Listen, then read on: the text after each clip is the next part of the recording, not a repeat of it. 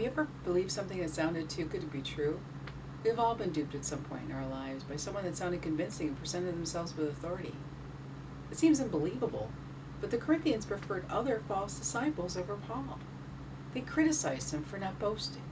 So he takes on their challenge and performs a satire within his preaching, which turns out to prove that he's the authentic disciple. Listen to some of his clever yet powerful boasts in today's reading. Are they Hebrews? So am I.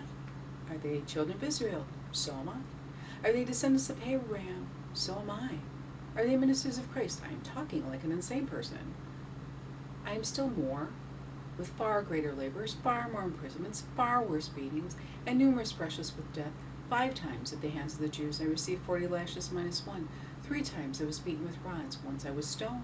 3 times I was shipwrecked.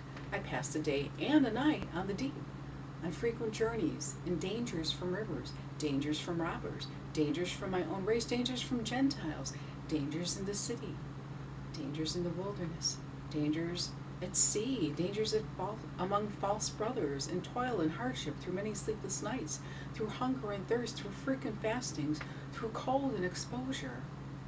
And apart from these things, there is a daily pressure upon me, my anxiety for all the churches. Who is weak, and I am not weak? Who is led to sin, and I am not indignant? If I must boast, I will boast of the things that show my weakness. Today's psalm is one of many psalms by or about David. He won all his battles, defeated his enemies elsewhere, and always prayed before and even during war, especially if things weren't going well. David had a lot to be thankful for, and we do too.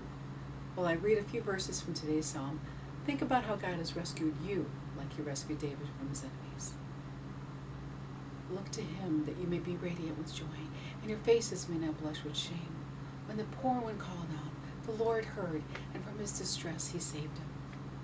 From all their distress, God rescues the just. In today's gospel, Jesus warns us to keep our eyes sound so our whole body may be filled with light. We do this by being skeptical about fast-talking people who claim to know or teach a more appealing version of the gospel. Like any other situation, we need to be educated so we can't be duped. Jesus also tells us to store our treasures in heaven, where they will always be safe, ensuring no one vandalizes or steals our most prized possession. Listen to today's gospel in his own words. Jesus said to his disciples, "Do not store up for yourselves treasures on earth, where moth and decay destroy, and thieves break in and steal, but store up treasures in heaven, where neither moth nor decay destroys, nor thieves break in and steal. For where your treasure is, there also will your heart be." The lamp of the body is the eye. If your eye is sound, your whole body will be filled with light. But if your eye is bad, your whole body will be in darkness. And if the light in you is darkness, how great will the darkness be?